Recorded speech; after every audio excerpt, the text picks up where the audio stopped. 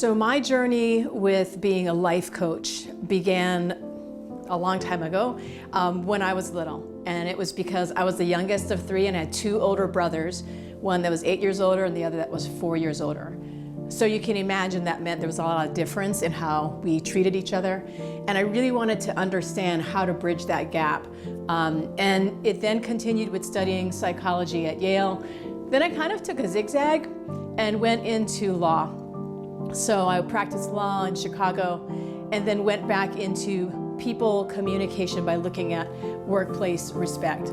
So for 20 years I did sensitivity coaching, and that brought me to this career, which is life coaching.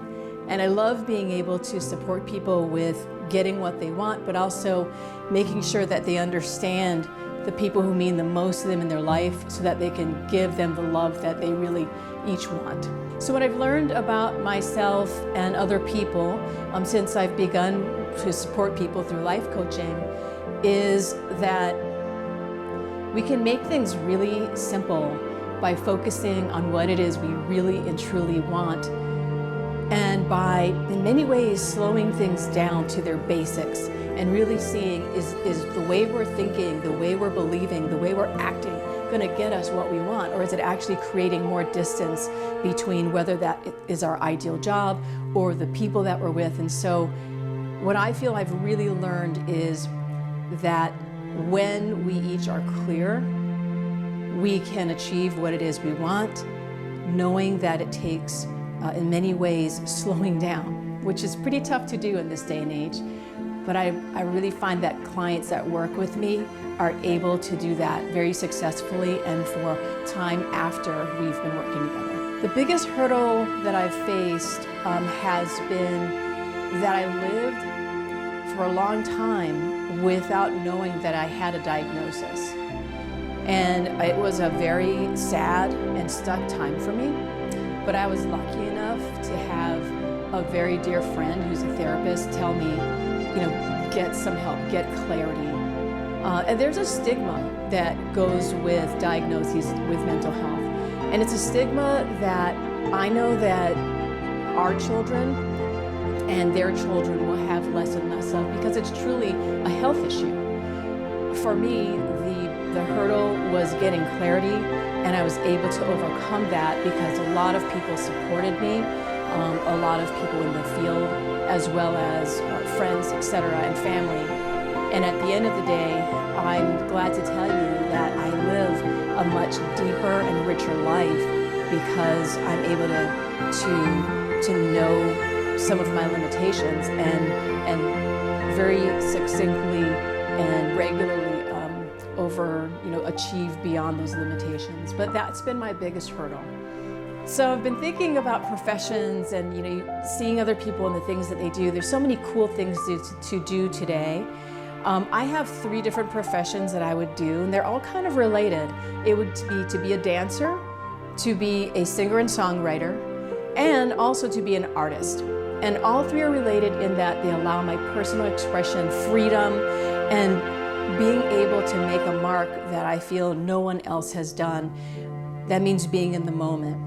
Now the fact is, in life coaching, I get to do that as well. So I'm really lucky and fortunate and have the honor of working with people in life coaching, and through that being creative, being able to do something with them that's never been done, and co-creating together for what they need. So the other 3 things, dancing, singing, and art, I have as hobbies, and I'm very grateful for that. The best way to learn is to begin and end with curiosity.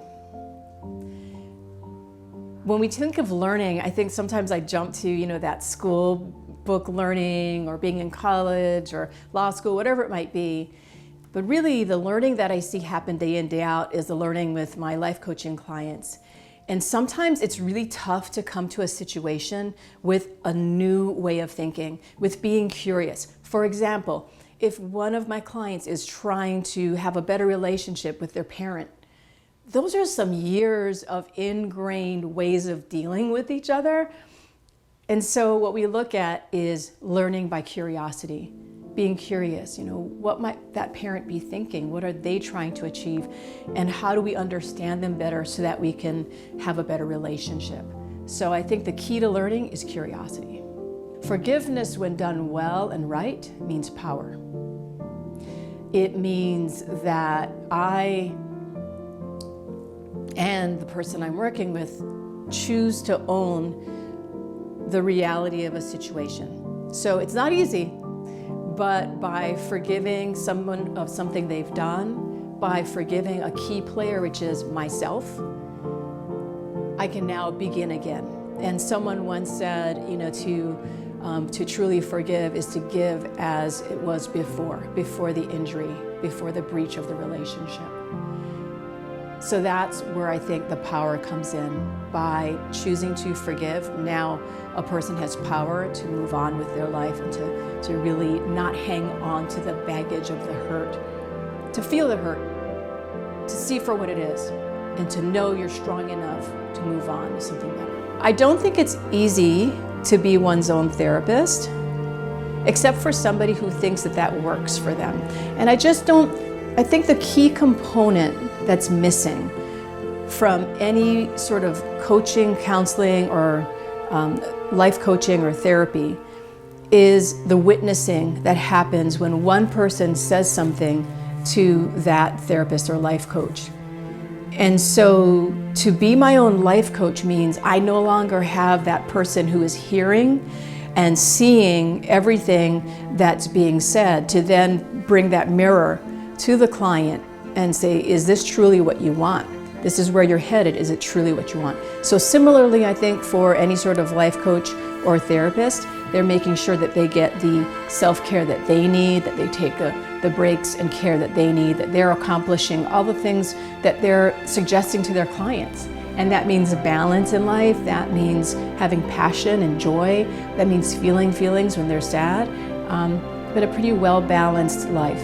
And that does require, I think, somebody who's providing coaching or counseling to you. I've always been curious about whether me and another individual are seeing a situation, experiencing it exactly the same way. Whether that be a violin concerto, rock and roll, a chocolate chip pecan cookie. I mean, how do we really know that we're kind of having the same experience? So I've been curious about that, and what life coaching has taught me is we could be having completely divergent experiences, but the cool thing is we can find a common ground and talk about it and share each other's perspectives, and in so doing, be able to pick from more than one reality, and therefore pick your best reality and see it through. And that's something I love doing with my clients.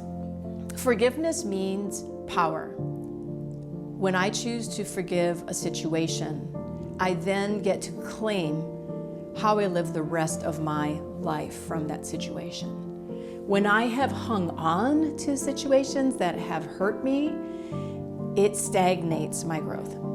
And so I believe forgiveness is power. Some have said that to forgive, the word forgive is to kind of give as before you had the, did we catch that? The door? So go from there? Okay. All right. So some have said that to forgive is giving as you had done before the breach. And when you think about times when you might not have forgiven someone, we have to ask, did that hurt that other person? Or who did it really end up hurting? So I believe to forgive is power, the power to move on in a meaningful way, to grow from and learn from that incident and live more powerfully in your life.